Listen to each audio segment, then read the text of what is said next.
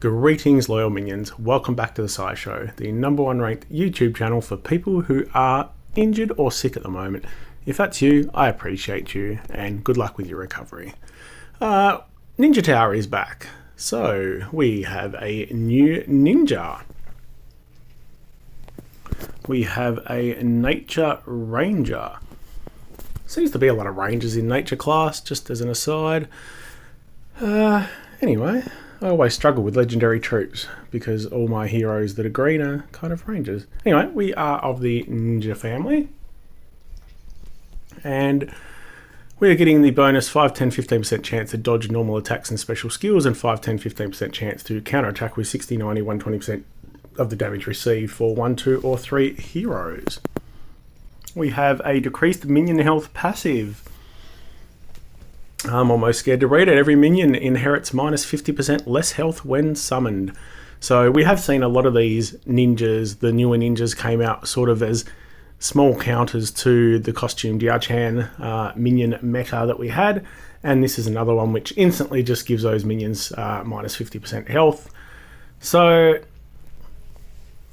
whilst it's a fantastic skill and it makes the hero great straight away without even looking at anything else, it is another very lazy counter that I have mentioned recently, but I'm going to move on from that. It is what it is, and it makes the hero very good, so we'll move on. See there, very good stats, slightly low HP. Our ninjas generally are a little bit weaker in defense or HP. They do die a little easier, but obviously we'll stick on the max power and we're up to the 2500. So it's still reasonably beefy, but we have seen other heroes up around that 3000 mark. We'll look at the Ether talent while we're here. So at the start of the turn, the hero's special skill does an additional 30% damage for 6 turns. So I'm hoping that he's an attacking hero because otherwise that's pointless. We'll flick that off and we will have a look at that special skill. We've got Suppressing Kai. I don't think I mentioned his name yet either. It's Ito, however you want to say it. Special skill, Suppressing Kai, and we're working on the ninja charge speed.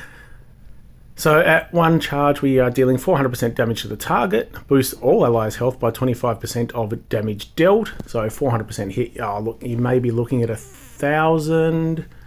He's going to have quite high attack, but depending on whether it's limit broken, etc. But we'll say 1000 to start with.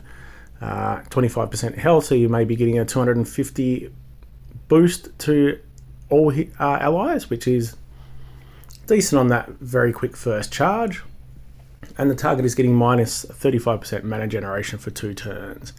On the second charge, we're dealing 425% damage to the target and nearby enemies, boosting all allies' health by 25%. So you're at least tripling that. So now you're looking at sort of if you're hitting you're hitting 3. So you're looking at maybe around 750 to 900 boosted health from that one. So that's quite good on the second charge. The target and nearby enemies get minus 40% mana for 4 turns, and I think I know where this is going. On the third charge, we're dealing 450% damage to all enemies and boosting all allies' health by 25% of damage. All enemies get minus 45 mana generation for 6 turns. That's a huge mana reduction for 6 turns. It's not undispellable though, and obviously the ninjas are not always difficult. If you get a good board, you can pull off that third charge sometimes pretty early. So I do like the way the ninjas work because it gives you the flexibility of being able to fire them if you need to. But if you've got a good board or you don't need to fire that particular hero, you can kind of build it up a little bit more to get a stronger hit. So it is one of the parts of the strategies that I enjoy in the game still, is the ninjas and the way they work, and any other charge hero as well, because to me it just gives you more flexibility and lets you use a bit more strategy, as opposed to things like this passive where any other minion hero now is, not crap, but it just instantly makes them terrible. No, sorry, not terrible.